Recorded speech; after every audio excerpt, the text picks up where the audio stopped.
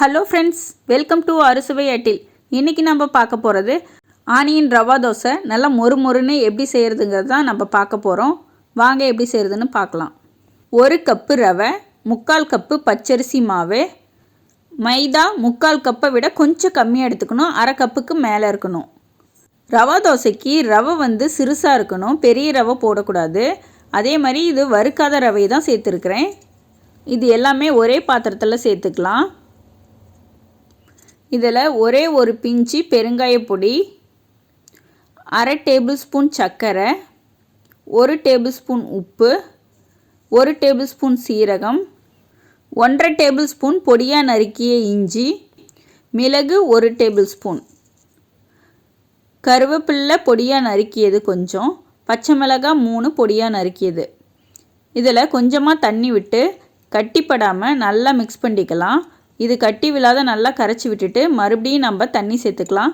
தண்ணி இதுக்கு அளவுன்னு ஒன்றும் கிடையாது. இது நல்லா தோசை மாவு பதத்துக்கு நல்லா கரைச்சி எடுத்துக்கலாம். இது தோசை மாவு பதத்துக்கு கரைச்சாலும் ரவை இருக்கிறதுனால இது நல்லா கெட்டியாகும். அதனால் மறுபடியும் நம்ம தோசை ஊற்றுறப்ப தண்ணி கலந்து ஊற்றிக்கலாம். இப்போ பாருங்கள், இது தோசை மாவு பதத்துக்கு கரெக்டாக இருக்குது. இது 1 மணி நேரத்துலேருந்து 1.5 மணி நேரம் வரைக்கும் ஊறணும். அப்படி ஊறினா தான் நல்லா ரவா தோசை மொறு மொறுன்னு நல்லா வரும். இப்போ 1 மணி நேரத்துக்கு மேலே இது ஆயிடுச்சு. இந்த ஊற வச்ச மாவில் லாஸ்ட்டாக 1 டேபிள் ஸ்பூன் ரவை சேர்த்துக்கலாம். இந்த ரவை சேர்த்துறப்ப நம்ம கடையில் சாப்பிட்றப்ப ரவா தோசையெல்லாம் மொறு மொறுன்னு ஒரு மாதிரி கிறிஸ்பியாக இருக்கும். அதே டேஸ்ட் இது கொடுக்கும். அதுக்காக லாஸ்ட்டாக ஒரே ஒரு ஸ்பூன் சேர்த்து நல்லா கலந்து விட்டுக்கலாம்.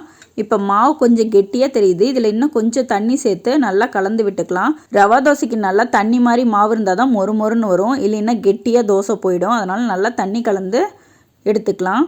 ரவா தோசை நெய்யும் கடலை நெய்லையும் செய்கிறப்ப ரொம்ப டேஸ்ட்டாக இருக்கும். அதனால் நான் இதில் 1/2 டேபிள் ஸ்பூன் நெய், 1/2 டேபிள் ஸ்பூன் கடலை எண்ணெய் சேர்த்து வச்சுருக்கிறேன்.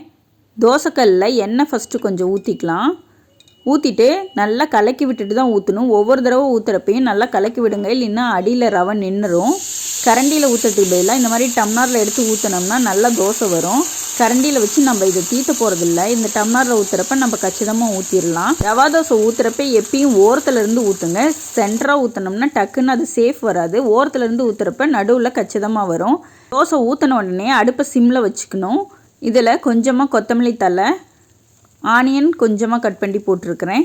இதில் பூண்டு பொடி 1 ஸ்பூன் அளவுக்கு சேர்த்துக்கிறேன். இது நல்லா டேஸ்ட்டாக இருக்கும், அதுக்காக இது 1 ஸ்பூன் சேர்த்துருக்குறேன். இதில் நெய் கொஞ்சமாக மேலே போட்டுக்கலாம். இது நெய் எல்லா இடத்துலையும் பரவுற மாதிரி போட்டுக்கலாம். நெய்க்கு பதிலாக பட்டர் கூட நீங்கள் சேர்த்துக்கலாம், இல்லைன்னா கடலெண்ணெய் சேர்த்துக்கலாம். இது சிம்லியே தான் வச்சு வேக வைக்கணும், அப்போ தான் நல்லா வரும். இது ஒரு 4 நிமிஷம் நல்லா வேகட்டும். இதே நான்ஸ்டிக்கில் தான் ஊற்றணுன்னு இல்லை, இரும்பு கல்லையே நல்லா வரும். நான் இரும்பு கல்லில் தான் இப்போ ஊற்றிருக்கிறேன். அதே சமயம் நம்ம இதில் சர்க்கரை சேர்த்துருந்தோம். சர்க்கரை சேர்த்துறப்ப இது பாருங்கள் நல்லா ப்ரௌன் கலராக சூப்பராக வரும். அதுக்காக தான் சர்க்கரை நம்ம 1/2 டேபிள் ஸ்பூன் இதில் சேர்த்திருக்கிறோம். ரவா தோசை 2 பக்கமும் வேக வைக்க தேவையில்ல, ஒரு பக்கம் தான் வேக வைக்கணும். ஒரு பக்கம் வேக வச்சுட்டு இந்த மாதிரி மடித்து எடுத்துக்கலாம். பாருங்கள், மொறு மொறுன்னு நல்லா ப்ரௌன் கலரில் சூப்பரான ரவா தோசை ரெடி ஆகிடுச்சு. இதுக்கு சட்னி, சாம்பார் இதோடு சாப்பிட்றப்போ ரொம்ப டேஸ்ட்டாக இருக்கும். உங்களுக்கு இந்த வீடியோ பிடிச்சிருக்குன்னு நினைக்கிறேன். நீங்களும் இதை ட்ரை பண்ணி பாருங்கள். தேங்க்ஸ் ஃபார் வாட்சிங். Thanks for your support.